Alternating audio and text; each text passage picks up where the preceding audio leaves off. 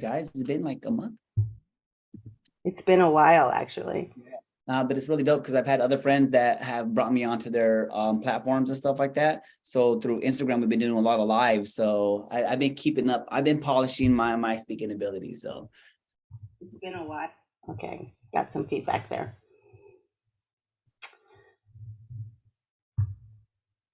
All right, it looks like we are on. And I'm going to go ahead and share this on my Facebook page. on my Facebook. I don't know why I always have trouble trying to get on in the beginning.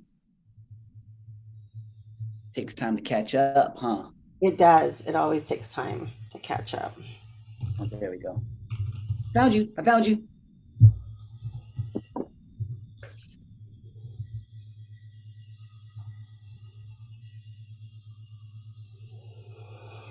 All right. All right, Mark. Great morning, great evening, great afternoon, depending where you're at in this beautiful planet, this amazing universe. Happy mother loving New Year, people. What is this? January 1st, 2023. Thank you for your patience and waiting for us to go ahead and take a month off so we could like regroup and come into this year on fire. Right. So we have a lot happening this year. We had a lot happening the last few months. You know what I mean? It's not about how you start, it's how you finish a lot of the times, people. So let me tell you, if you're hungover right now and you're already fucked up your New Year's resolution, it's okay. It's not about how you start, it's how you finish this. We got something special for you guys, right? I guess it's always special, but this is the year, right? These are the times that people are starting to get into that zone where they want to make better choices, health wise, mental wise, physically wise, and a lot of the times emotional shit. That's why I left for the last part, right, in my own life. But thank you guys. Would like to welcome you back to Brown Spiritual AF, and Missy Isela Garcia is going to go ahead and introduce our first guest of the year. Woo! I am so excited about Nina being with us today. Welcome, Nina. Hi, welcome. Thank you for having me. I'm so excited to be here. So I want to share how Nina and I met. Okay, so I don't know if you all have ever heard of Brooke Castillo, but she's the life school coach. And she has been around for quite so many years. And I remember listening to her podcast many years ago. And I kind of fall off. Like once in a while I go back on, but I liked her style. And it came up on my Facebook page that she was going to be doing an in-person session. And not only was it an in-person session, but it was like at an affordable price. It wasn't like, a couple $1,000s that you have to pay to go to see it was a 3-day session. And it happened to be here in Phoenix where I live. And so I was like, you know what, I'm just going to do this, right? It's been a while because of COVID. I haven't been to workshops and conferences in quite a while, although I've been to hundreds of them. This is what I would call more of a mainstream conference. I go to a lot of like metaphysical conferences, spiritual conferences. This is more mainstream. A lot of folks who are looking at life coaching and not necessarily always connected to spirituality. So, but I like Brooke. So I go and it's great. I'm not very social, which surprises people. So I kind of sit and do my own thing. They say network. I fucking hate networking. I just kind of sit, watch, listen, and learn. The second day, after lunch, I think it was after lunch, I sat down in a different place and Nina sat right next to me. And Nina turned around very quickly and introduced herself to me. So we introduced quick. It was really fast. It was like a matter of just a couple seconds. And I think at that point you asked me, what do you do? Mm-hmm. And so here's the big question, because, I've been in education for a really long time. And so I would often say when I'd go to these conferences, I would say, oh, I'm, in early education, I specialize in trauma. And because of my fear of, of being woo-woo. And I'm like, fuck this. I just need to step into the truth of who I am. And so anyone asks me, I'm going to say I'm a medium, I'm an intuitive coach. And I said that to you and you go, I think I was supposed to sit next to you. It was a weird thing. And I don't know if you remember that, but it was a weird little statement you made. Mm-hmm. So I sat and, the session started and all of a sudden I get this feel. Now, you have to understand, as an intuitive medium, I have to shut down all my open feelies when I'm in a conference center where there's hundreds of people. I feel too much, I feel too heavy, and I just can't feel everybody's shit, right? So I got to shut it down. And I was doing really well. And all of a sudden I get this that's coming over me, and I'm like, shit. So I feel like I can't breathe, which is usually like somebody's trying to come in and talk to me. And I'm like, but I don't know for sure if it's you, because we're surrounded by all kinds of people. So I'm like, okay, is it this one, this woman on the left, on the right, on the left? Is it behind me? Where's that coming from? So we're sitting there and I'm moving and then I get really like obsessive, like I'm moving too much. You're distracting people. Then you get up, my stomach starts hurting. That's the other thing. I start getting like this. My stomach is uncomfortable. Then you get up and you go stand, because we were close to the end and you were standing by the door, and that feeling lessened. And I was like, oh, it is her. It is her. So I dialed in, I opened up specifically for you, and I got like download of stuff that I needed to tell you. So the conference went on, and at the very end, Brooke announces this fabulous package for coaches. It's like at this huge, like discounted rate. And the woman sitting next to Nina goes, oh, I'm so excited for you. You need to do this. It's such a good opportunity. And I'm sitting there like, okay, right now is not the time. Because everybody's excited, right? I'm like, right now it's not the time to say, here's the message from the other side. And so I was really in my head about it. Like, do I say something? Do I not say something? It didn't feel right. So we said goodbye. I come home and I tell the story to my husband, and I go, okay, I made a deal. I said to the universe, if I'm supposed to tell her any of this, she's going to show up for me in a way that's so obvious, there's not going to be a question. So obvious. And I say that to the universe. So I'm not going to go running for her. I'm not going to go looking for her. She just needs to show up, or else I'm not going to say anything. So the next day, I'm in the parking lot in the morning. And I have all this shit that I always say, it looks like I'm camping whenever I go to these conferences. And so I'm pulling all my shit out of the back seat, and I look up, and there she is walking by herself. Not a single soul in this ginormous resort is walking except for her. And she sees me and she goes, good morning. And I was like, good morning. And I was like, fuck. Okay, universe, I hear you. You asked for it. So I stopped and I was like, okay, you just need to do it. And I'm still getting used to like just random people saying, hey, I have a message from, the universe for you. And so I stopped her, and she looked back and, was kind of like I could see your hesitation on your face, like, oh shit. What is she going to say to me? And so I like hesitantly started talking, and you responded. I mean, you were like, oh my goodness, right? I mean, you initially were very stoic. You were like, oh my God, this could be really bad. I could feel it. And so I gave the message, and you were like, do you want to sit together? And I said, okay. So we went inside, and then we sat down, and I go, so what do you do? And you go, I'm a life and weight loss coach.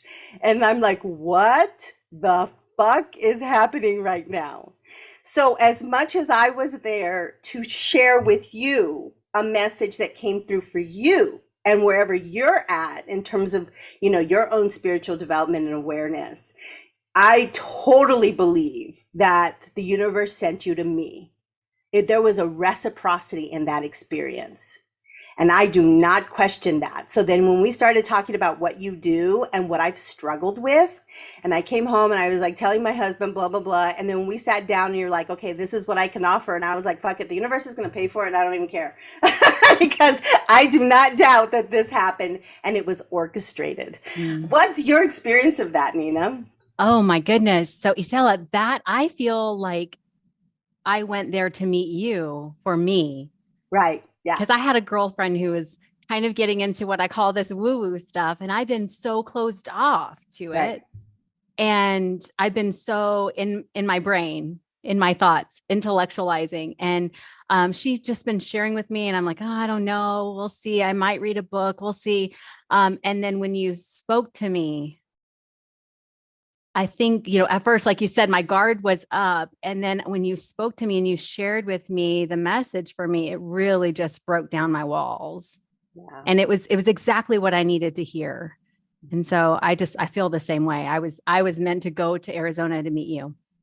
There was, I think even through the conference, into that rest of the day, I felt you were still buzzing. And so what I mean by that is you were still processing the information, because it was like, it is a holy shit experience when you have not experienced that information coming in. Um, and it does take, I think, a little bit to just go, whoa, right? Like, Oh yeah. Like I was really like just processing it even as I came home, and even for several weeks now, right? So even since we've been meeting, and now I've reached out to you to like want to know more, but right. it took me several weeks to kind of let it sink in what you shared with me. So it was huge for me. This is something, so I've not shared this with folks. And Mark, you have shared at the very beginning of your when we first got together, your spirituality came from your health, your health voyage. Yes. And I have not shared the struggles I have had with my weight. And I haven't shared it. Not I don't I think about the whys. And I'm not sure that I've landed completely, but what I've really understood, and I've known this for a really long time because I've read all the books, I've done all the shit. I mean, when I talk to Dana, I'm like, da, da, da, da, da, this doctor says, blah, blah, blah, blah, blah. Like, I've read it. I have like, am I an emotional eater? Am I a this? I mean, like for 20 some odd years, this has been a thing that I have not been able to work through. And so I think my biggest struggle has been that I really have created this deprivation mentality, and it's deprivation and guilt. And so what I mean by that, I think I have shared in our podcast that I won't eat something and I'll say I can't have it and I can't have it and I can't have it. I haven't had a donut in years. I haven't had ice cream in years, but I come from this place of deprivation. And I really, in my whole heart, and I've known this, I just haven't been able to break through myself, been able to release the mental block of allowing my body to roll. First off, listening to my body, because I would ignore it. I'm hungry and I ignore it. I'll have one meal and that's all I'll eat. And so it's this place of deprivation that I come from. And then when I do eat something, I feel nothing but like guilt and like, you shouldn't be eating this. You shouldn't be eating this. You know, you can't eat sugar. You know, you can't eat carbohydrates. You know, you can't eat potatoes. And so it's this cycle that I've had for years and years and years. And it has not helped. It has not changed anything. All the knowledge in the world has not helped. All the information has not helped. And so I'm super excited that I'm trusting the universe. I really believe that I'm trusting the universe. So Nina and I have been meeting for the last couple of weeks. It is a 6-month deal that we're meeting. And I want you to share, Nina, a little bit about you. Okay. We want to know about your journey with your own weight loss, your life. Like, tell us about you. Okay. All right. So I am a certified life coach, like Isela said, and I specialize in weight loss. And the reason why I specialize in weight loss is because I suffered for all of my 20s and 30s with weight. I was always on a diet, always like you said, Isela, I can't have that. Restricting myself. I wouldn't eat with my family, but I was not at a natural body weight. I was always overweight for my size, my height. And I was either losing or gaining. And when I would lose, I would gain double back. I could never keep it off. So that lasted all my 20s and 30s. When did you start to put weight on? Did you grow up a little bit heavier? So I think my relationship with food and weight started young, even though I was thin. So like, even at a very young age, I remember when I was like 8 or 9, between 8 and 10, I grew up on, at that time, like homemade beans and rice and tortillas. And I would go, and I remember getting like the thirds, right? Like I would get like my second helping, my third helping, and my tias would be like, oh, that's going to catch up with you. But I was really thin. And so what I was doing, I grew up in a very unstable home environment. Right. And I walked through like sexual abuse, molestation. It was very in a toxic environment growing up. And I think what I was doing was using food for comfort even back then. And so then I left home. I went to the military. I joined the army, and that was really a really good coping mechanism, right? Don't feel your feelings and just push through. So that got me through. But that's when I realized that weight was going to be a part of my life, because my very first day at boot camp, the drill sergeant told me, "You're curvy, and so you're going to struggle with your weight in the army." And he planted that thought, that belief seed, and I believed him.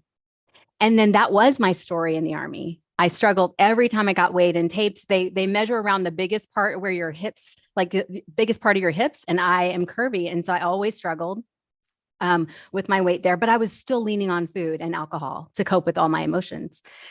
The thing is I had learned to not feel from all the childhood trauma, right? And then I kept not feeling and turning to food and alcohol to numb anything, actually, anything that would distract me from my life. And so that's where my weight journey, like I would say, began in childhood. But then my military experience, I left the military. I call it broken. I had so much shame about my body weight, and my body image was not good at all. I just talked so much shit to myself. And so then, should I fast forward and share a little more? Wait, I want to Okay. stop because I think I have. Okay. Did you have something, Mark? Were you going to say something? I'm just listening because I could relate to a lot of this, right? Like people are listening, right? We go through these things and we learn these things at an early age, but we still hear, hey, that's going to catch up to you, right? And people put these things and these thoughts in your head, and then we don't realize that we're using alcohol, right? We're using food as coping mechanisms, right? And then we're taught, for me, because I'm a male, right? I'm a boy, and I was taught that my feelings didn't matter anyway, so you just shut that shit down. Yep. Right. And then sooner or later, because somebody planted a seed in her head, right? Before you know it, here I am at 30 years old, like super overweight, like shit, they were right. Right. But I believed that shit, but I didn't realize that it was my actions that I took on a regular basis over a long period of time that created this shit. Yes. So, yeah. I only got the you're big from my mom. My mom and I weren't built the same. We're not built the same. I'm real curvy, like on my dad's side of the family, and my mom is pretty straight and narrow, kind of in the way she's built. But because I was that, she always would say, "You don't need to eat that. You don't need to eat that." That's where my dieting started. Was my mom put me on a diet when I was like from very young. But I did, for my tias and everybody else, they would go, "I mean, it's just air. Don't worry about it." Okay. And so I got all these like very mixed messages about food. But what you're describing, and I think it's really important to say this again, that when we distract ourselves, right? Because there are lots of things that we use for distraction. We have to figure out, why am I distracting myself right now? Is it that I don't want to feel what I'm feeling? Am I feeling uncomfortable? What's happening right now? And boy, that food will help you feel better. Yeah, you'll feel better in the moment. So I thought I was an emotional eater. Like I really was trying to diagnose myself. I was like, no, I just deprive myself, period. I just eat because that shit tastes good. So I'm curious, so we could paint a picture for people, right? Because we all have these ideas in our head of what, like I see people that are like, they seem pretty fit, right? And you look at them and they're still in the mirror, like, it's like, you're pitching skin, fool. Like, I don't understand, right? So to paint a picture, like for me, right, I was 180 pounds, right? I'm 5'7", so I was borderline almost obese, right? I was size 36 pants, right, for the frame that I am. Right now, I'm down to 32, size 32. I'm 145, 150. I'm trying to get to the 165, but now I'm lean, right? So to paint a picture for people who are listening, what were your measurements? Yeah, dimensions. Don't you? Yes, Okay. you know what I mean? This is important to some people, because people want to be like, well, you know what I mean? I'm not answering that question, so. Yeah, I will. Yeah, you know what I mean? Because it's important for our journeys later on, because it's nice to look back and reverse engineer the life to see how far we've come, right? Yeah. Well, let me tell you, when I was in the military, I left the military weighing like 142 pounds, maybe 137, 142. I was not large, but I was overweight for them. And so I stayed for 4 years and then I left, and that was like probably really good weight for me, but I thought I was fat. I thought I was overweight. I was Yes. fat. I was like disgusting. Like I thought those were my beliefs. And then fast forward through all the weight journey up and down. I remember losing 30 pounds in 3 months on Nutrisystem. I don't know if I can say a different, type of plans, but I did. I ate that cardboard food that comes to your house, and I did that for 3 months. And I would go get Popeye's chicken for my family, my ex-husband and my daughter, and they would eat that, and I would eat this, processed stuff. And I lost the weight, and I would work out twice a day. So I lost 30 pounds, but then I gained 60 back. So my highest weight that I know of, because when you're battling with your weight, you don't weigh yourself very often, and you try to hide from pictures. You're full of shame. So when I woke up on my 36th birthday, I was 195 pounds. And that was like, I was like, I got to do something. It's got to be different. And I didn't know what I was going to do yet, but that kind of was the beginning for me to realize that here I am again, up at my heaviest weight. When I weighed 195 before that, I was like 9 months pregnant, about to give birth with my daughter. Right. So like, I was like, okay, I've got to solve this. And that's when that's like the pivotal moment where I was like, I got to do something that I can do for life. And it's not going to be a quick fix, another diet. So now bring it back, like where I am now. I range between about 142 and 146. And I'm 5'2". So I'm not I wouldn't say super thin. I'm probably like borderline on that BMI chart that they, an old white man made up, decades ago. But I consider myself very healthy, have a lot of food freedom. So that's where I am now. Yeah, and people don't realize it's not about how we look, it's how we feel, right? It's the way you feel, and that's what I realized. A lot of people are like, wait a minute, why are you doing this? It's like, well, first I thought it was because I wanted to look nice, right? We see the pictures on TV, right? We see people all in bikinis and washboard ads are like, yeah, I want that. But then you don't realize, like, wait a minute, hold on. I feel actually good in this process. Yeah. Right. It's not about your size or weight, but I do think sharing that will help people, somebody who's listening, because they might be out there thinking that they'll never get where they want to go. And I used to think that at the beginning of my journey too. It's not possible. I used to think I wanted to weigh 150 pounds so bad. And, and then on the journey, I realized the number doesn't matter. And this part is huge for people who are thinking that they can't do it. Of course you are, because that's what happens. If we don't believe we can do it, we won't do it. You can't. Right. Well, there's so many things about this. I think that I always had a fear that because of your story, Nina, that if I went outside and did like a Nutrisystem, Jenny Craig, those kinds of systems that put you on a plan, that's not sustainable. Like I know enough to know that it isn't sustainable. Having said that, it's like, and then you listen to other folks where it's like, all you need to do is, that whole calorie in, calorie out thing. You have to work out XYZ. Here's the formula. And I was like, fuck you. That formula doesn't work for me.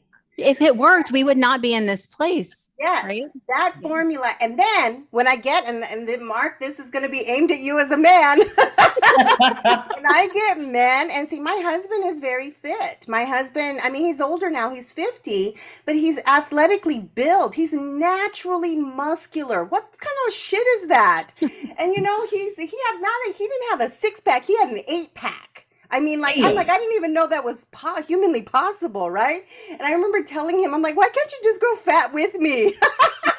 Instead of like going, Mom, my husband's hot. I'm like, why can't you just grow fat with me? I can totally relate to that, Isela. Oh my God. And totally. So, then I watch, he watches all these YouTube, about working out and, because he enjoys it. And I'm like, there's not a part of me that enjoys. Now, I was athletic as a kid. It's not like I've never worked out. I've done weight training, weight resistance. I've done all of that. We've been together over 30 years, he and I. So I know it. But to watch and be like, this is all you need to do. And I'm like, fuck you. That's not true. And so that, yeah, for me, it's less about the weight now. It's less about those things. It's about fucking freedom. Mm-hmm. I'm tired of thinking about this shit. I'm tired of thinking about, I can't eat that. I can't go out to eat here. I can't do this with my family. I can't. And then when I do have a candy bar, I'm like, well, you know, you can't eat this shit. Uh-huh. So that cycle of deprivation is exhausting. And you know what is so hard for me is that my spiritual development, being in the present moment, understanding the truth of what, man, I'm good at that shit in every part of my life. But then you put a fucking piece of cake in front of me and I lose all sense of everything I know. That, that Don't is eat the cake. Don't eat the cake. crazy. You can't have the cake. That's But then you crazy. shame yourself. Like then we shame ourselves right afterwards. But I heard somebody said this, it just stuck with me. We shame ourselves for science, right? We're expecting ourselves not to want this piece of cake Right. that somebody designed to have us addicted to it, right? We shame ourselves for science because, of course, we have a part of our brain that's going to want that sugar. Mhm. Right? Our highest self is not caring about the sugar, They but don't that give, part of our brain wants it. doesn't give a shit. It's like, do whatever you want to do. There's no, that's all totally ego in that moment. Yeah. Yeah. Yeah. And so that's the part that I'm just done with. And okay, so I haven't eaten carbohydrates, like intentionally eaten carbohydrates in years. Like keto is like a thing now. I did Atkins like 15 years ago. I was a long ass time ago before I had Gia. Gia's 15 now, or gonna be 15. Before then I did Atkins. You name it, I've done it. And so I have been very careful about my carbohydrates. I would check every time I eat, where's my blood sugars at, just to make sure that I was staying in ketosis, blah, blah, blah. Hasn't worked for me. Okay, it hasn't worked for me.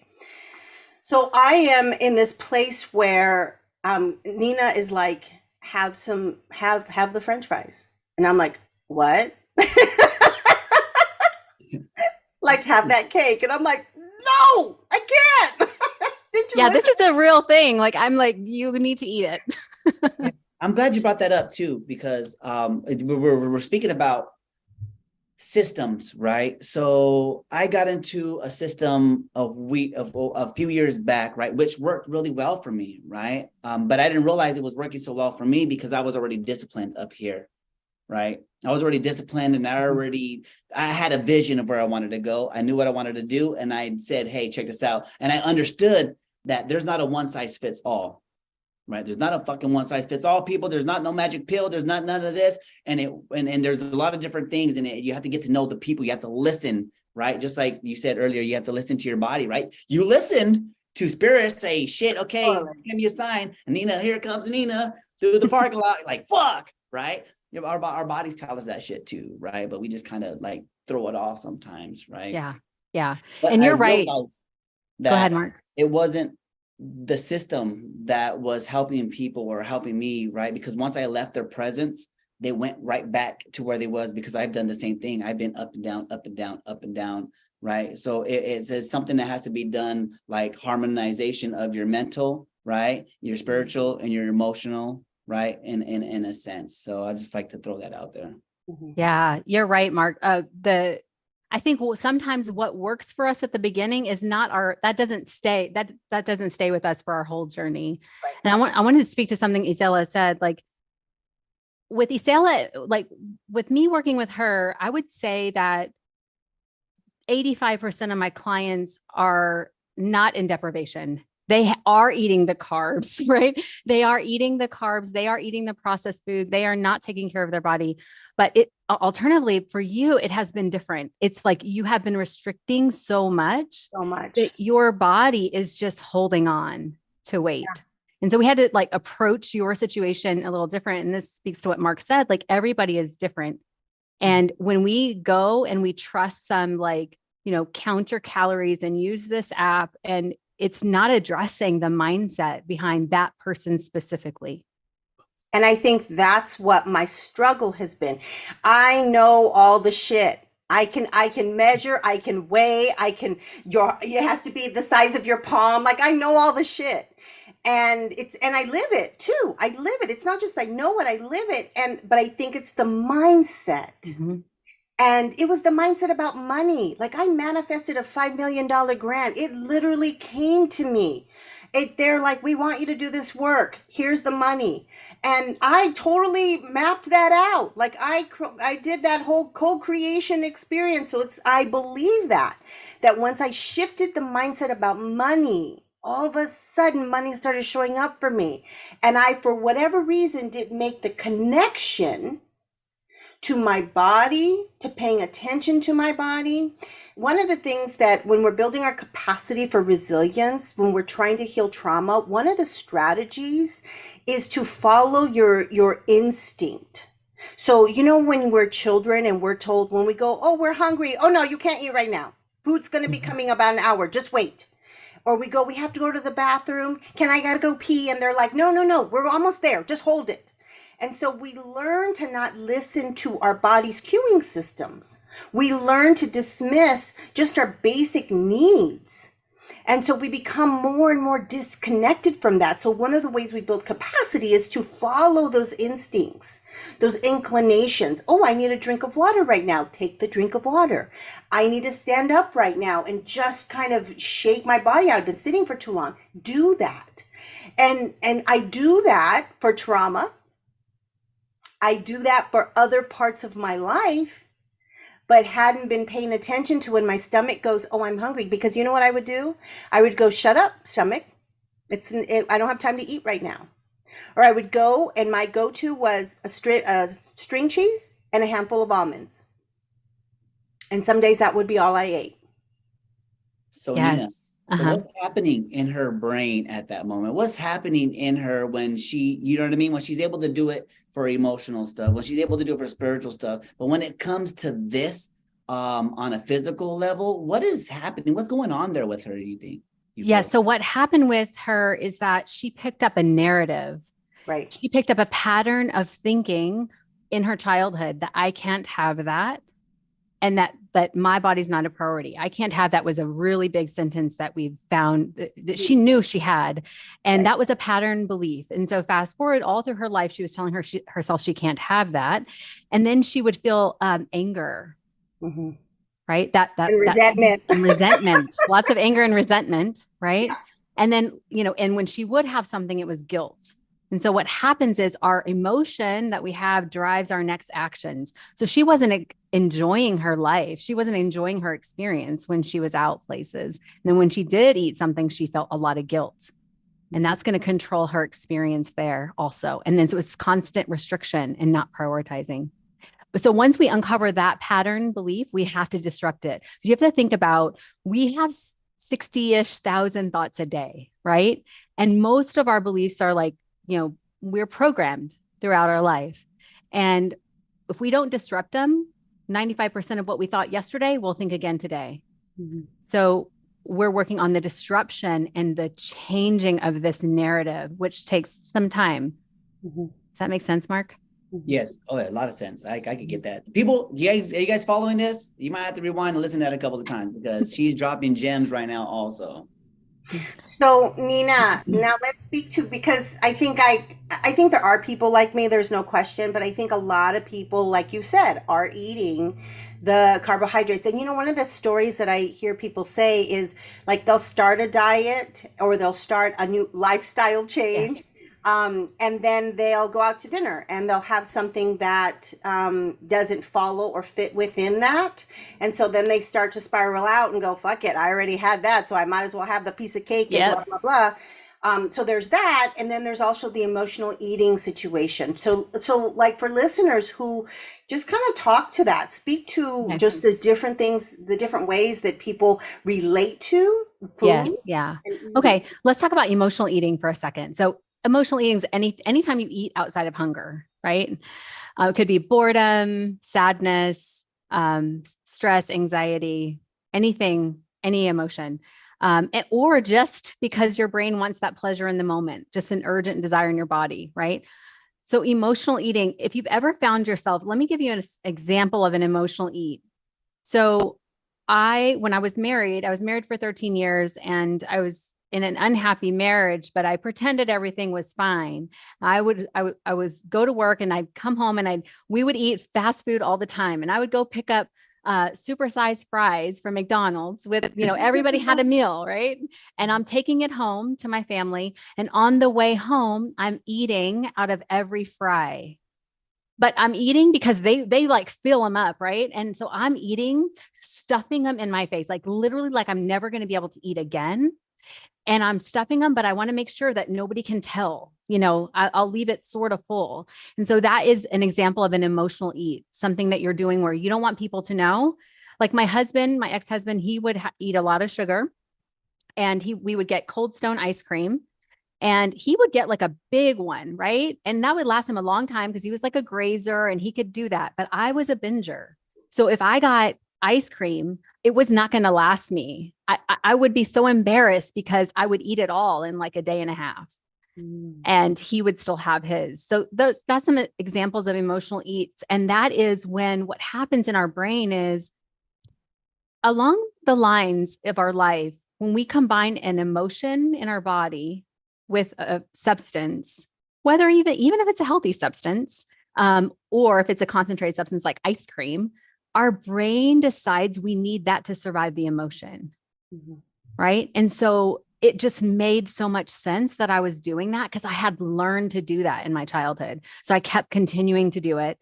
And so in order to rewire that, we have to be willing to feel our emotions and not use food. But it can be very scary. The very first time I ever heard that I could feel an emotion, I was like, I feel like if I allow myself to feel an emotion, I will like fall down this deep, dark hole and never come out. Right? Yeah. And so do you remember when you started to really allow yourself to feel instead of eat? And what happened with you? Yeah.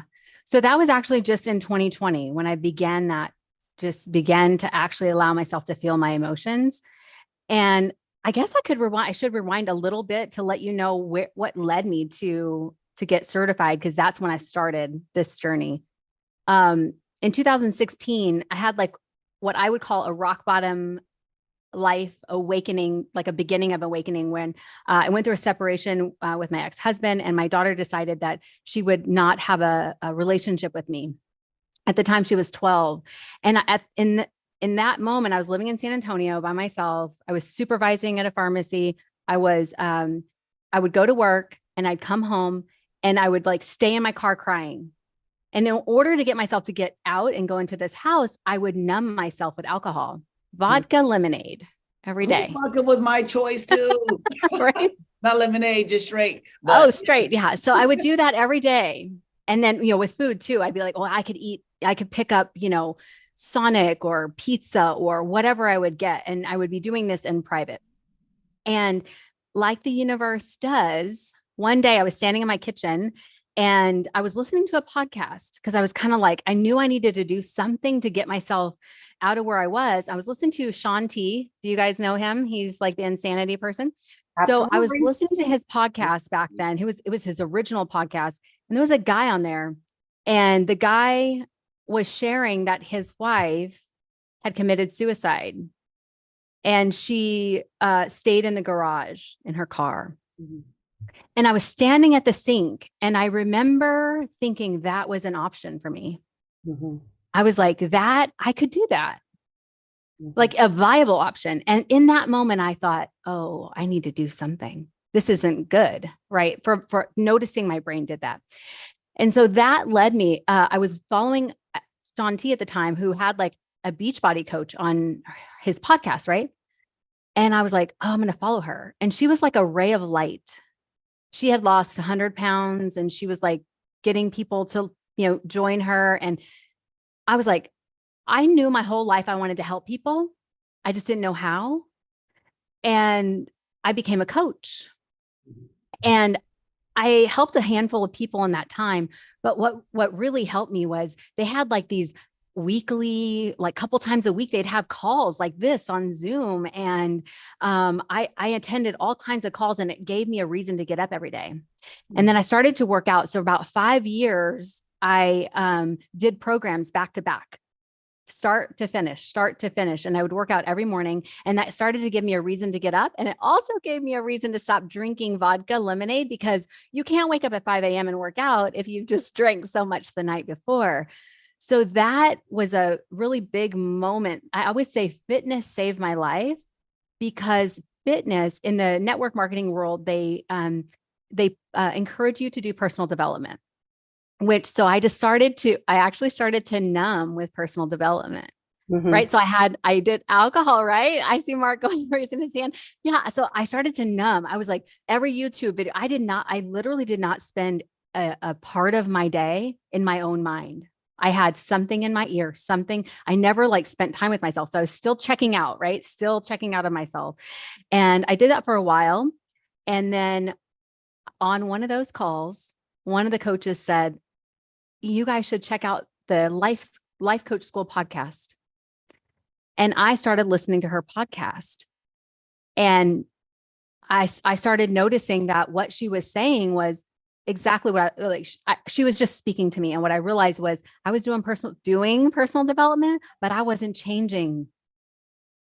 I wasn't changing anything in my life. So that led me to the Life Coach School. And then 2020, I joined as a client. They have a program called Scholars as a client. And I realized I joined because I couldn't afford to be a coach. It was a bit large investment. And I was like, I'll just join this. And I knew as soon as I joined and I started to do the work on allowing my emotions, that's what I wanted to do, was become a coach. So I took a leap of faith, or the universe told me it was time. And I became a coach last year in January.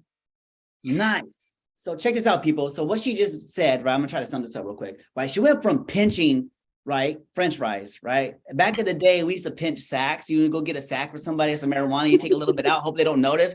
Well, she was doing that with fucking French fries, people. Okay. And then she was drinking vodka lemonade, right? Which is what I would drink, is just the vodka blueberry straight out the bottle, right? Because I was numbing shit, right? And then she turned it to personal development, right? But what she did was switch one vice, right, for another, which we still do, because we just learn. You keep learning all the shit you want. We just uncover what we already know. But if you don't put it into action, into play, right, then you're just right in the same spot. And I raised my hand because I was that junkie, right? I was like, yeah, podcast, I was listening, I was reading books, right? But I wasn't applying that shit, right? I might as well just stuck with the fucking French fries. At least that shit tasted good, right? Right.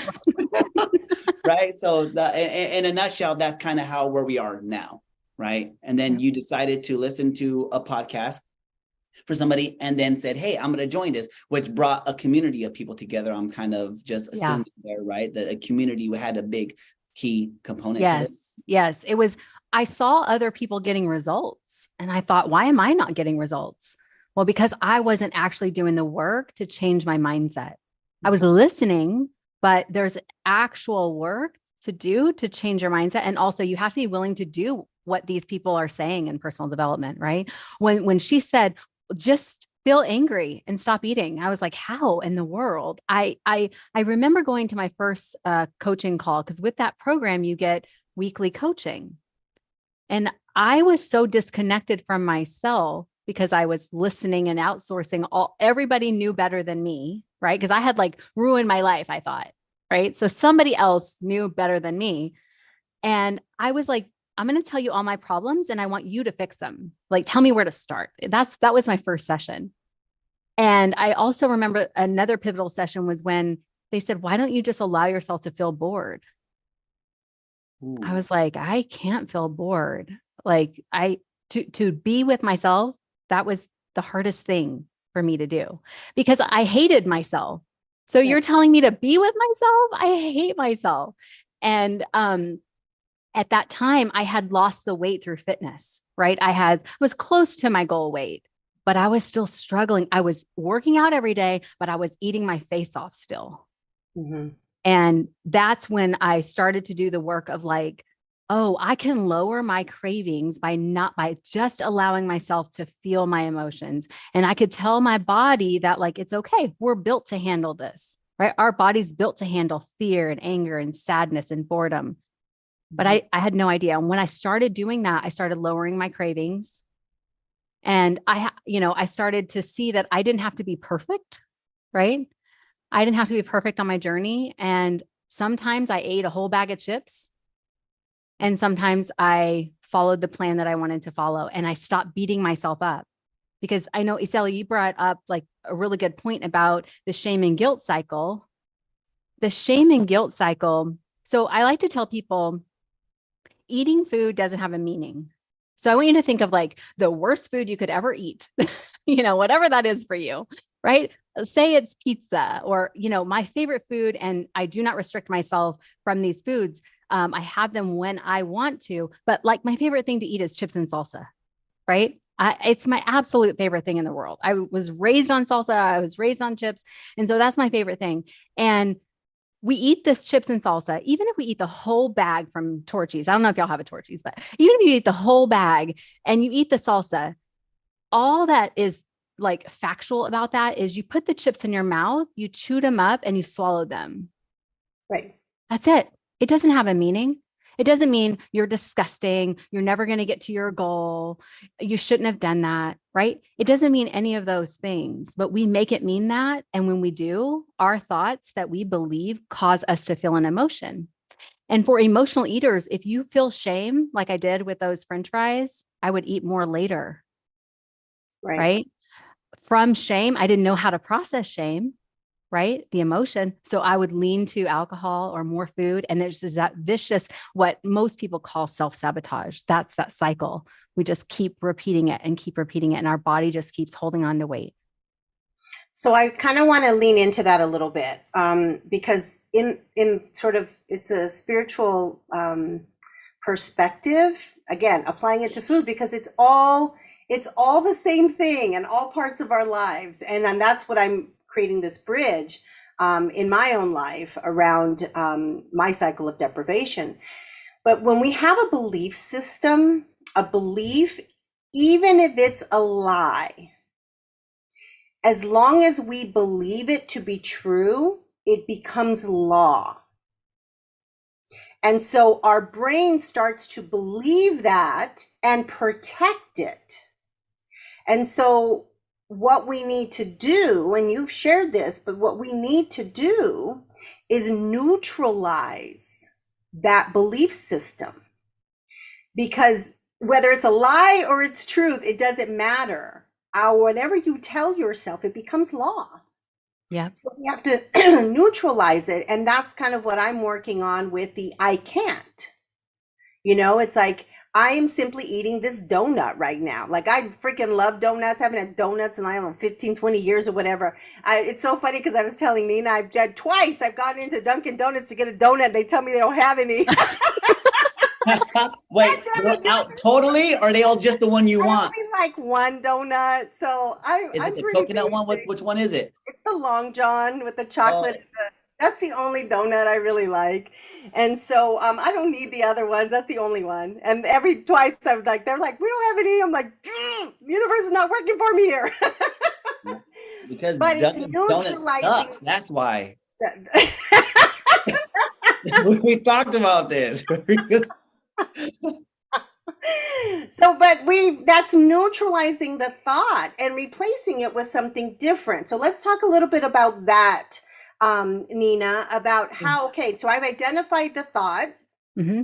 So you've identified it. Yep. What's next? Yours is, I can't have that. Right. I like to tell ourselves what is actually true. Right? What is actually true. And this can be different for everybody, and you want to be able to believe it. So for me, it was actually, I'm a grown ass woman. Mm-hmm. I can have anything I want to eat right now. I can actually have anything I want. And that's when I was like, oh, I don't have to restrict. I could eat whatever I want if I want to. Then of course, so that's the first step, right? Tell ourselves the truth. But we have to be able to identify when we're thinking that thought, right? So your feelings when you think the thought, I can't have that, was resentment and anger. Right. So as soon as you know you have resentment and anger, that's like your identifier. I must be thinking that thought again, that I can't have that. So once you know it, I like to just remind your brain what's actually true in this moment is this. And then you can decide if you want to. I like to give a pause, right? Like a moment, take a breath, few breaths, a moment to make that higher decision, because you could totally eat it if you want to. And that's the truth. So that's where I like to go from just discovering the thought to telling yourself what's true. What do you think about that, Isela? I think this is such a critical part of, there's all these plans, right? You can do keto, you can do paleo, there's a bajillion things you can do that tell you what you need to eat.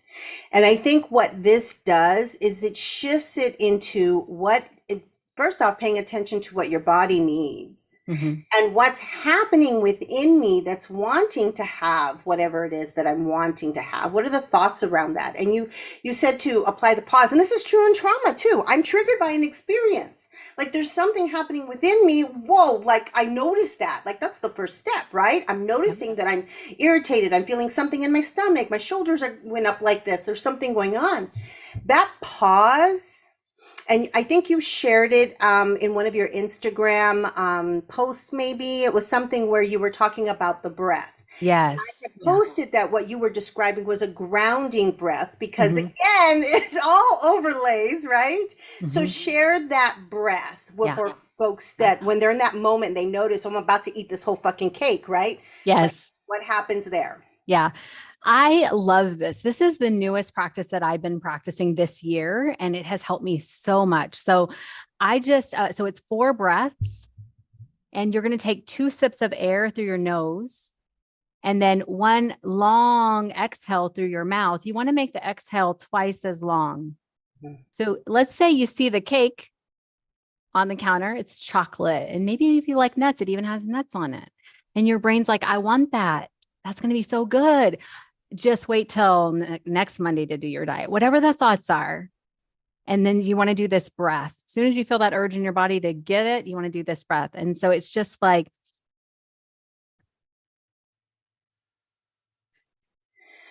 so I want to just share why this is important. So when we do this quick 2 breath in, and then we breathe longer, twice as long, 3 times as long out, what we're actually doing is grounding ourselves. So when you do the opposite, so if you do a longer breath in and a shorter breath out, what you're doing is energizing yourself.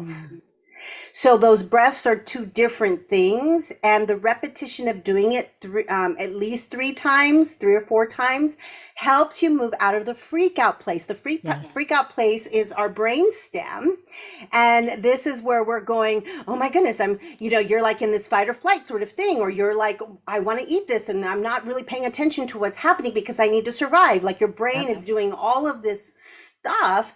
And what you described earlier about I am feeling this and I eat ice cream when I feel this is a pattern of behavior, right? Yep. And so that's where you are in this freak out place. So if you notice the freak out and you go, let me take a couple deep breaths, what you're doing is you're moving out of the freak out place into your emotional center, and then finally into your prefrontal cortex where you can make the fucking decision. Yes. Yes. That's where we want you to be, right? We want you in the prefrontal, because when you plan what you're going to eat, you know what you're going to eat. And you're like, I'm not having chocolate cake. And somebody just brings it into the office or somewhere, and you're freaking out, like you said. And most people will tell me these words: the only option for me is to eat it. That's how urgent it feels in your body.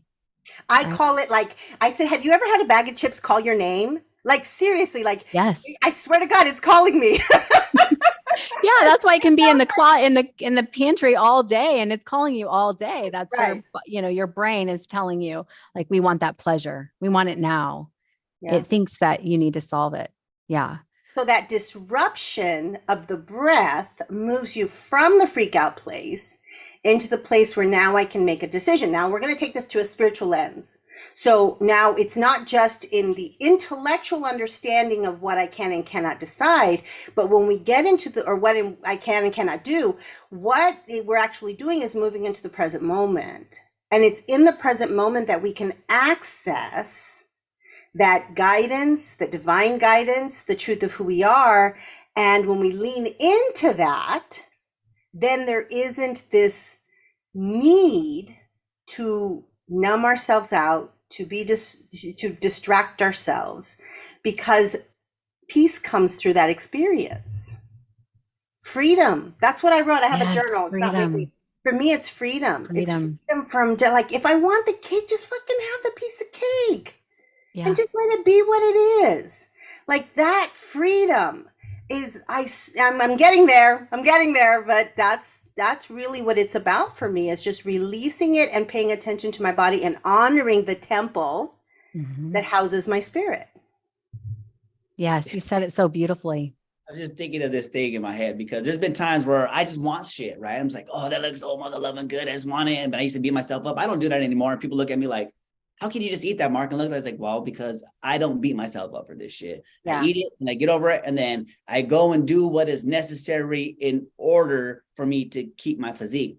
But there's been times where something just looks so delicious and I couldn't help myself. But it's nice to know that you go, right? Because it throws a wrench in the gears real quick and it gives you a moment to like, whoa, shit, do I really want this? But when I've eaten something that I thought I wanted and I ate it, right? And then it tastes shitty. It's like, dang, does that ever hit you sometimes? Like, you're like, shit, was this worth it? Right. Well, Like that's one of yeah. my patterns. One of my patterns I'm trying to disrupt too is like, okay, that's not worth it, but that is. Like I'll spit shit out. Like I'm like, not worth it. Yeah, that brings me to body autonomy. Like I really truly believe that our brain is going to want the pleasure hit, right? It's going to want the pleasure hit of alcohol or these processed, like I call them condensed foods, right? Where I always think like there's people in some lab somewhere trying to get the humans more addicted to food. And, whatever kind of flavor of candy is next, or, whatever kind of hot Cheeto is coming out, or, and I always think about that, and our brain's always going to want it. But I always like to remind people, like, you get to decide. When I decide when I'm going to put food in my body and what it's going to be, it is the most powerful thing that I can do for myself, right? I get to decide it, and I don't have to let my pleasure brain, not the prefrontal cortex, but like the pleasure brain decide for me. Mm-hmm. Yes. Right. So this has happened just the other day, right? A week ago, right? It's early in the morning, right? I just got my morning workout in. I had to do some other things before I go, and I wanted to eat. So I saw Taco Bell. Right? My brain is like, ooh, Taco Bell is delicious, right? My body was like, no, it's not, right? But my brain was telling me. So I went in and I'm feeling anxious this whole time, right? As I'm ordering, and I just got this unsettled feeling, right? And I wasn't listening. I ate the shit anyways, right? I just ate it because I just wanted it. It tastes so good. I was like, right? And then I shit you not, about 10 minutes later, oh no, my body is just not feeling good. It's not going down properly. Like it gave me gas right off the bat. And I'm just like, my body was telling me not to, right? And I didn't listen. I was in a hurry, right? Two, I just wanted to eat that shit, right? And then I paid for it later. I was warned, right? If I would have did the breath, right? If I would have knew that tool, I would have saved me from 2-3 hours of discomfort, right? Because my body knew on a spiritual level, somewhere else, I was trying to signal to me, right? It shows up in your body glass. It's like, don't do this, right? I knew not to go home with that girl, but I did anyways. I knew not to go fucking vodka, but I drink it anyways, right? Mm-hmm. And now I'm trying to get up in the morning to do my workout, like, oh shit, you know what I mean? So thank you for sharing that, because it's a big thing. It really happens that way. Yeah. It's funny you said that you went home with a girl you didn't want to. It's the same thing when like you're at the mall and you want to buy a purse or whatever it is, right? Same thing. You can do the breathing technique to ground yourself. I love that Isela said this is, I didn't know it was a grounding technique. I heard it from a neuroscientist and I said, oh, I'm taking that, right? I'm doing this. And, but same thing at the mall. I always say like, walk around, take your breaths, gather yourself, like before you get out that credit card for that bag, right? It's not as urgent as we think it is. Mm-hmm. Yeah. And I think allowing ourselves, this is key. And I, we did a whole podcast on fuck resolutions. The fact that we're here on January 1 isn't about a resolution. I want to make that very clear. Fuck, no, it's not. Take No, your resolution and shove it. this is really about honoring you. Mhm. It's learning how to understand what's going on emotionally. It's recognizing that this is simply a sacred journey that we're all moving through, that we're in different places of this sacred journey, and that the opportunity that's presented to us is to really understand our emotional selves, how it relates to our physical bodies, to honor those two things, and to really practice the process of leaning into the wisdom that we already have. We keep looking outside of ourselves, and it's not that we don't need help, because I'm working with Nina right now. It's that the practice is learning how to seek within. I already have the answers and all the bullshit information that I've gotten. I could write 3 books out of what I know. I'm not even kidding. I can write a shit ton of books about what I know about health and wellness and food and nutritional values. Like, I know way too much. It doesn't have shit to do with that. It's learning how to honor my body. And I think one of the questions that Nina asked, I think it was this last week, you asked, number one, is it a priority for me? But honoring my body has never been a priority. I've been so driven, like super driven in my life. It's like, I don't, like, that's an afterthought, and I intellectually know I need to, but living it, like, no. And the second thing that you asked, I think that was really important for me is, like, what do I listen to my body, and what is it saying to me? Like, how am I responding to it? And that was something that I'm really starting to pay attention to, is my relationship with my physical form. And I think in the spiritual community, a lot of our teachings is you are not the body. You are not the body. You are not the mind. You're the essence, right? That has a body and that has a mind. We are more than that. So I spent, 15 years going, I'm not this body. This fucking body doesn't serve me. Is that like a spiritual bypass mechanism? Like, it's spiritual bypass. Yeah, that's what it is. Bypass, yeah. right? And somatic healing is really getting reconnected to the body, right? And so I have been totally disconnected from my body. And that's really what I'm working on, is getting super, now from, again, trauma place, I'm good at it. But like, ooh, I'm hungry, or ooh, I'm full. That's the other thing. So I went out, had a potato. I had like chicken and a potato. This is huge, folks. I had a potato. Yeah, so good. And I had a potato, I had chicken, and I had broccoli. And we went to this cute little diner. My husband and I, it was our anniversary, and it was a new place we tried. And it was a big potato, and I kind of got full. Like, I know when I get full. I'm very aware of when my stomach goes, oh, I think you're kind of there.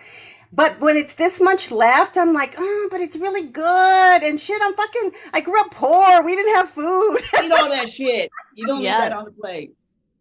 Right? When's the next time I'm going to be in this part of town? I'm not going to have this again. Like, all this shit starts, play in my head. And I would be like, it's 3 more tablespoons. Just eat it. It's so good. And I just pushed it away, and I go, I'm done. Like, my body says I'm done, and I'm done. Way to honor yourself. I'm glad you brought that up. Because this is not a resolution, people. This is not something. I showed up today, right here, right now, on the 1st, because my team won, Isela, right? And then we knew we were going to be bringing Nina on here, right? And I wanted to break a cycle, right? And I wanted to make sure that I showed up in 2023, not repeating the same shit that I used to repeat over here. And the way to do that by showing up here is like, hey, check this out. The night before is going to be New Year's Eve. But you know what I was doing, right?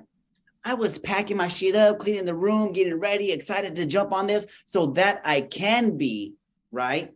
No vodka, no lemonade, right? They were out there partying it up, right? Motherfuckers were out there partying up. I had every opportunity to say, you know what? It's tradition. Everybody else is doing it, right? But it didn't suit my needs. It didn't suit me, putting me as a priority. It didn't honor what I'm trying to do here. So that is why we are here. and honoring ourselves through whatever it takes in order to get there. Like Isela honored herself by eating the fucking potato, right? And then honored herself again by pushing it aside when she was fucking full. She listened to the body, right? I wish I would have listened to my body on Taco Bell Day like 2 weeks ago, right? So Nina, we're closing up? Are we going to close up here, or does she got more time? It doesn't matter. I'm here. Doesn't matter. I do have the next question then. So folks are listening. We all have our different experiences, right? Everybody's different. Our relationship to food, our relationship to our emotions, right? Yes. Did we stuff it? Did we eat it? Like all of that's different. So what advice, recommendations, suggestions, can someone start today? Today. I really think that the best thing that you can do is ask yourself what your relationship is with food. Think about your relationships with humans. They are your thoughts about them. Right. We have a set of thoughts about food, and they're unconscious. They came with us from childhood. It might be beliefs like, I have to eat all my food on my plate because, starving kids in Africa, right? That's what my family would tell me growing up. We were starving. We were starving, actually. You had to eat all your food on your plate, right? So you learned these beliefs, and then you started taking action from that belief. It's a number of beliefs, but you just write down, what are my thoughts about food? And you just kind of let yourself flow.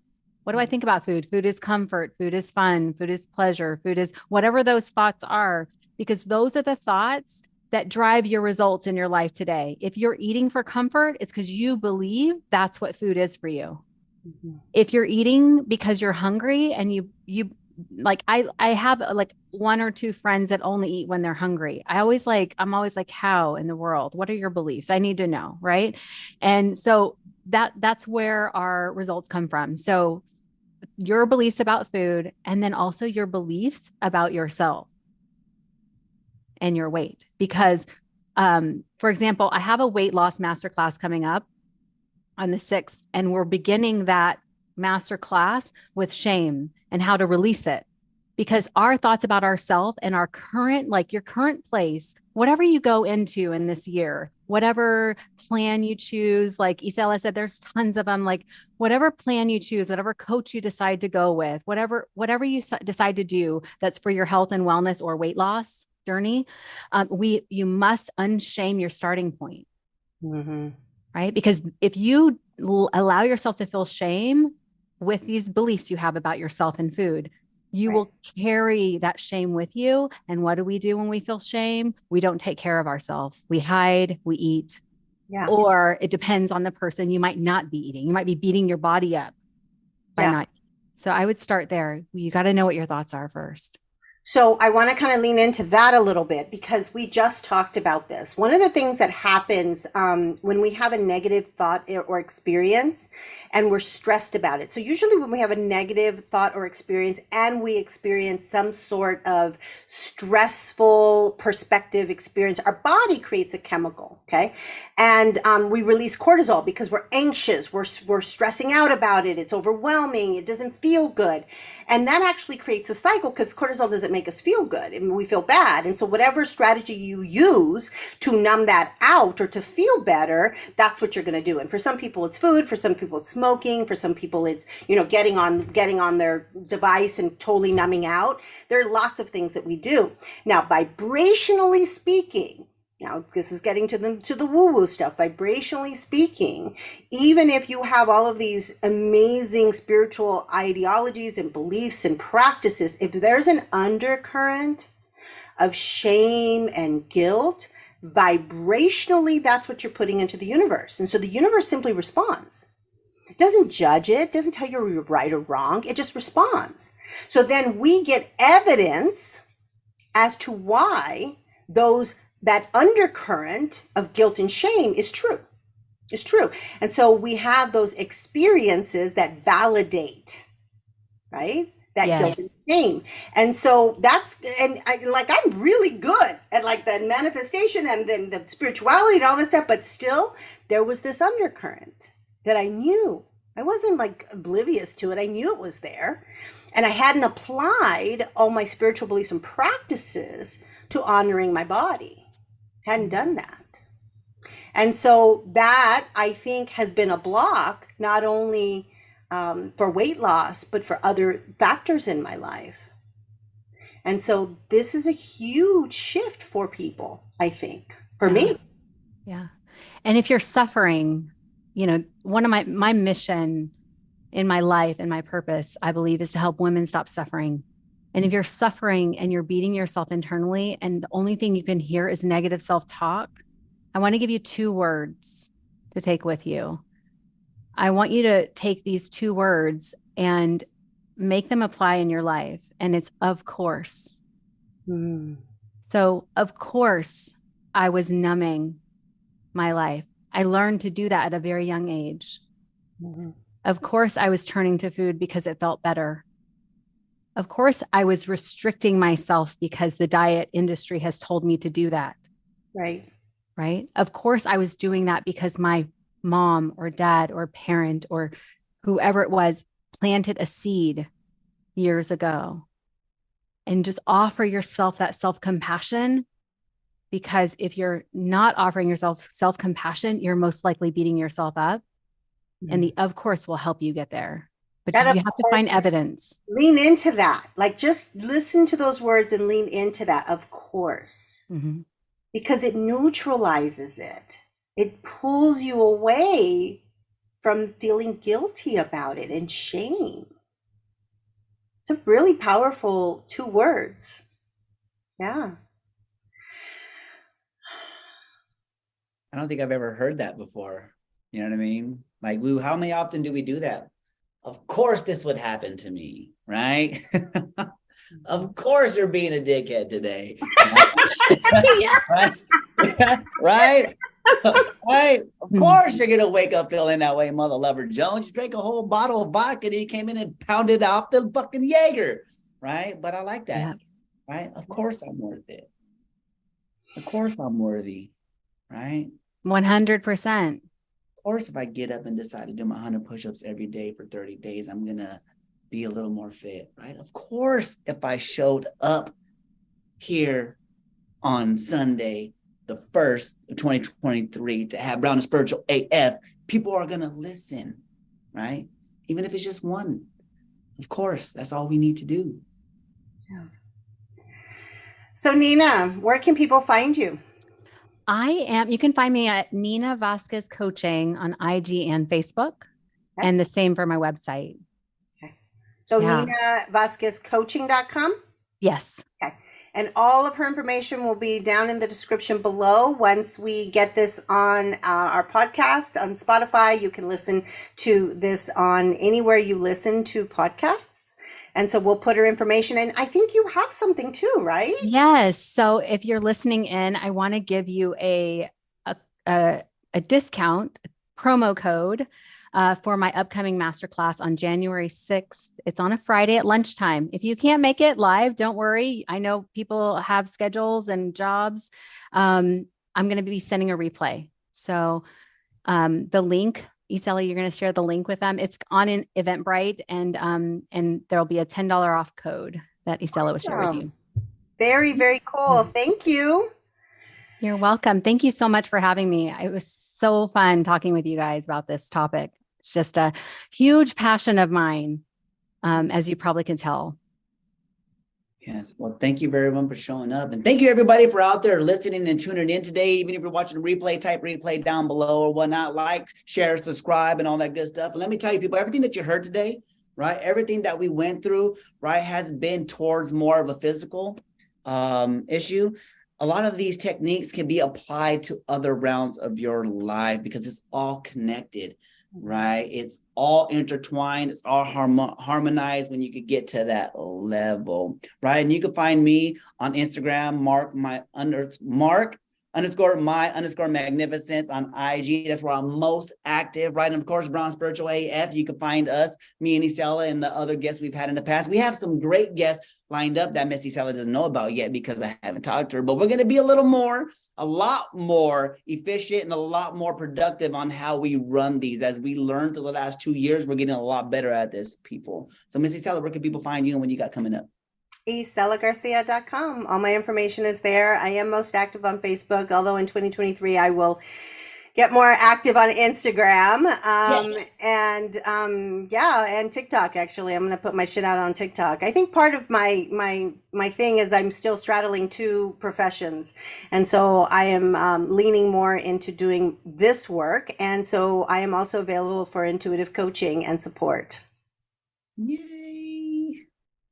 All right. So we see Esperanza. Thank you for joining us, Esperanza. We're so glad. This is your bestie, right? It Nina? is. That is my bestie. I was wondering, I was like, I don't recognize his name. Who is this over here? He's blowing up the Hi, chat. I'm Esperanza. loving it. Yes. She's always supporting me. I love it. That's so amazing. Well, we're glad you came. We do have other people watching, but they have not dropped a comment. So if you are watching us and you have any questions, please drop your questions or comments. We would love to spend a few moments if you do have any questions for Nina. How do you know, you worked with Esperanza, right? Well, I hired her as a coach. Oh, Yeah. And then she turned around and hired me as a weight loss coach. oh, that's awesome. Right? Yeah. So now we're business besties. That's how we met. Just she's another coach that's certified through the same place as me. That's amazing. That's fun. That's awesome. That's how it works, right? You guys get Yeah. in and you start building with like-minded individuals, and that's what helps create. That's what's going to pull us forward into the future of doing things. Yes.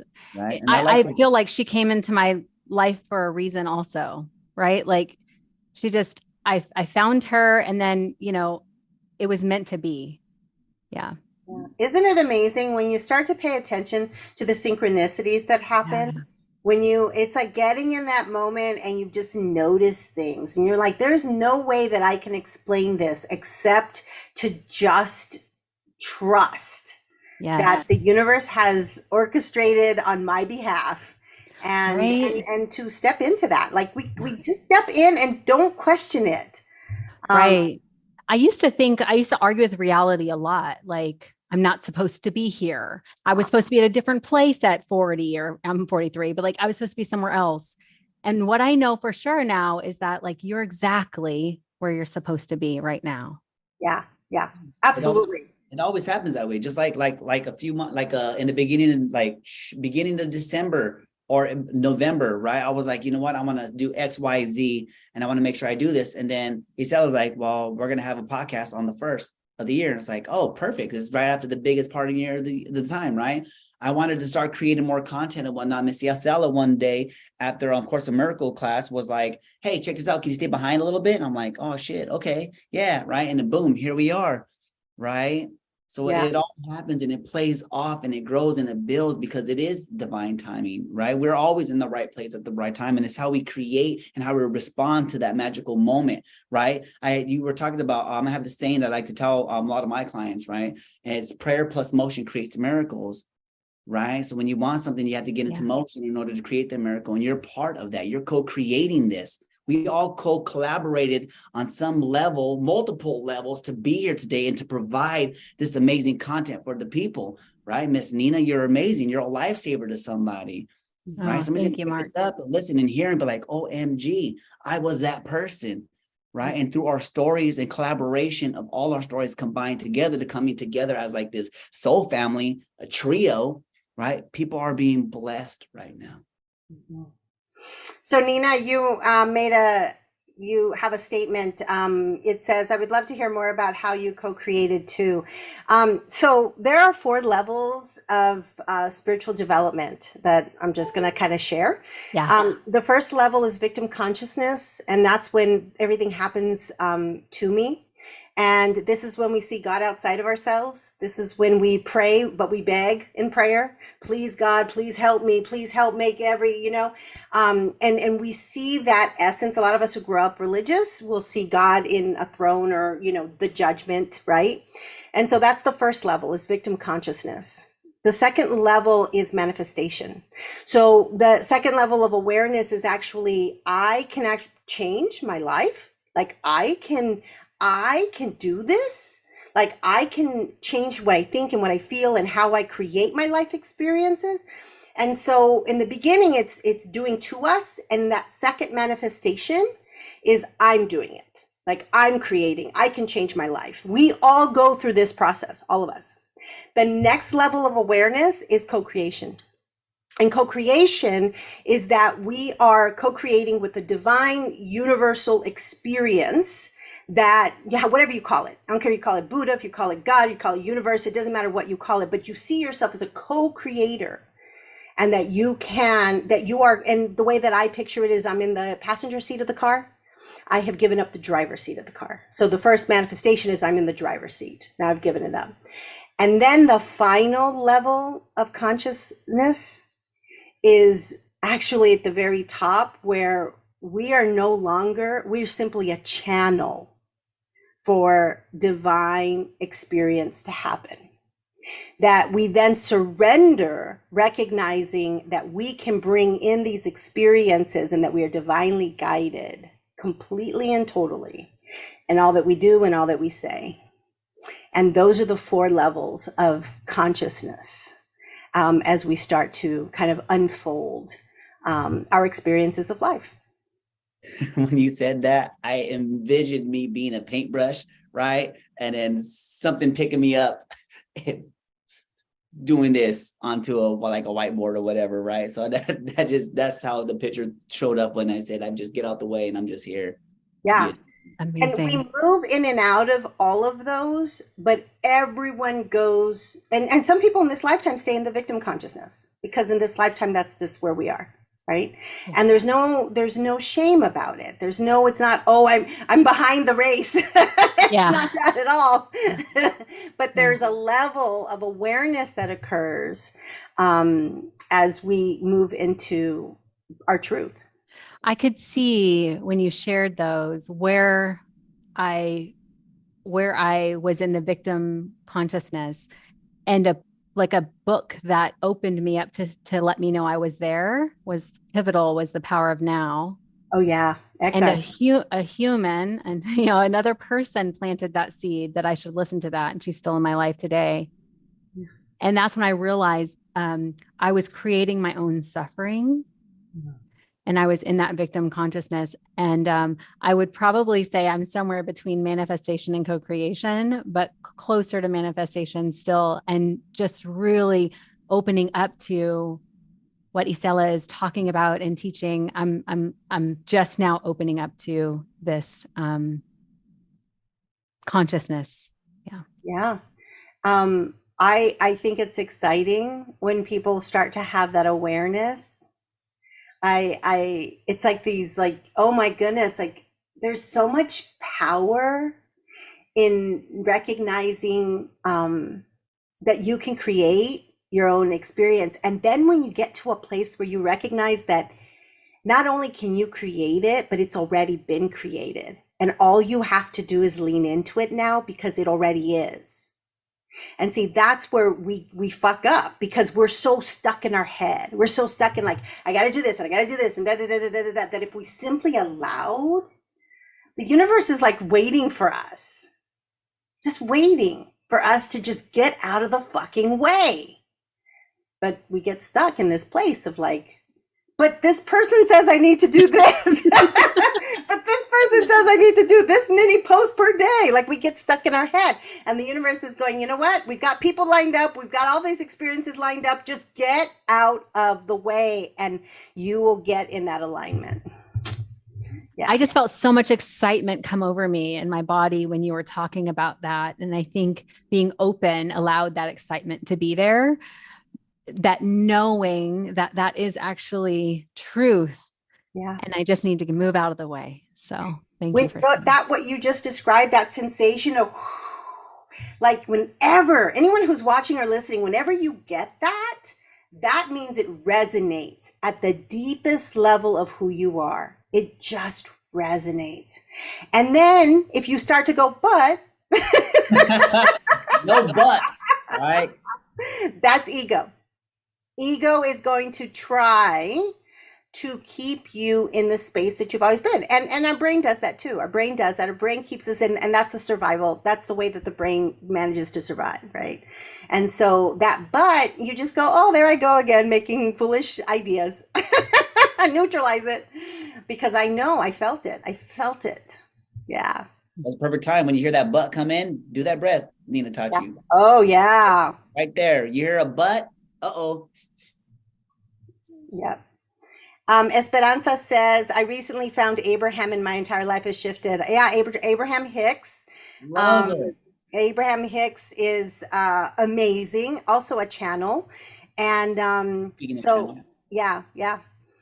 And so bringing in that information, and really Abraham Hicks, what says, one of the core messages of Abraham is to go with the flow. So that's what I just described, is going with the flow. What we're doing is we're trying to swim upstream. That's what we're doing because we think we know better.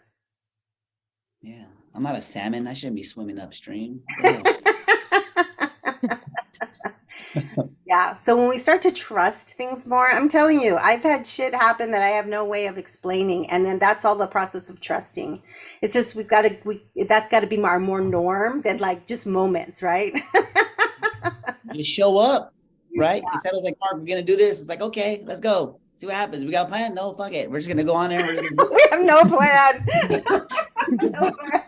We're going to see what happens. And people are like, wow, that was so amazing how you guys just did that. How'd you do it? I don't know. I got the fuck out the way. That's how I did it. Right? And I worry, like there's that ego part, right? The human part of this experience goes, oh, but we don't have enough listeners. Oh, but we need to do this and we need to do that.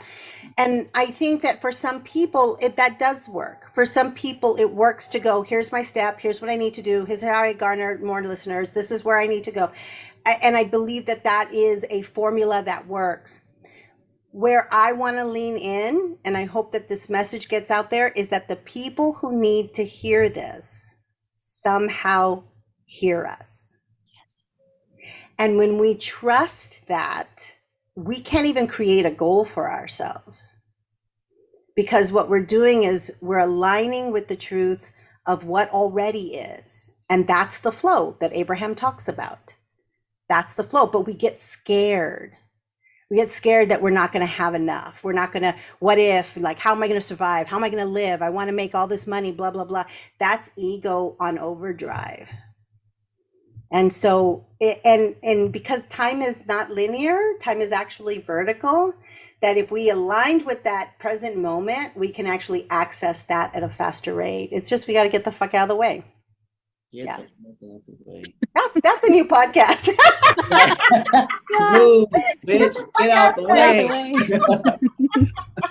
And think about this. So last week, right? And I'm going to say this because I've been opening up emotionally. And this year, I'm going to allow myself to receive and be open to an intimate relationship, right? To actually really put this out there and create what it is and becoming the person I would like to attract, right? So I started working on this privately myself. And we've talked about this throughout the year that we've been on, right? So little pieces here and there, but I've actually got into motion on this. So a friend of mine at work one day she messaged me, say, hey, can you pick up my shift on Mondays? I never work on Mondays, right? I'm like, fuck that. It's against my religion. I ain't doing that shit. I work 3 days a week so I could build my shit because that's the way I want to. However, I wanted to leave with more compassion and be open and be flexible because I really care about this person, right? I'm like, I will go to work for you. No conditions, right? I'll just do it. I said, fuck it. What else am I going to be doing, Mark? Nothing, because everything, you don't got nothing booked today. So you could really do this. So I did it. I just said, hey, I'm just going to go and let's see what happens. Right. Well, lo and behold, you met somebody. Somebody came in, right?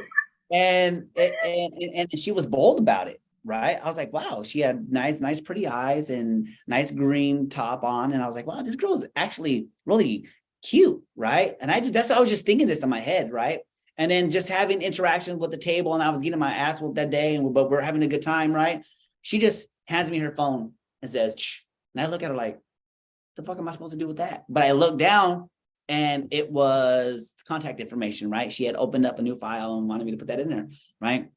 And it just goes to show that even though I don't know where it's going to go, I have no idea whatnot, but the power that I put out into the world, right? The ideas, the thoughts, and the ability to open up and allow to receive, right? She showed up. And it's really cool because she's on the same lines as everything that we're talking about here, right? Health, wellness, getting into that zone, right? And I just thought to myself, like, this all happened because I decided to say yes to somebody, to a friend, right? With no conditions. And then in return, I would have never have been in this position if I didn't say yes to begin with. I got the fuck out the way when the universe sent me an opportunity and I showed up and I did what I did and boom, connection, just like that, right? So, And here's the opportunity, Mark, because relational trauma cannot be healed outside of the context of relationship. Right? I know. I've been trying to, you know what I mean? I've been like trying to like pinch sacks here and there, right? Take a little bit of fun, take a little bit of fries here, hope nobody notices, right? Have a little inkling of a relationship, just like one night here and there and a couple of things here and there. That's not a relationship. We're going to have to redefine that for you. But now I'm open to that and to actually put myself out there and say, hey, we're gonna do this, right? We're gonna play around with this and we'll see what happens. So I keep you guys updated.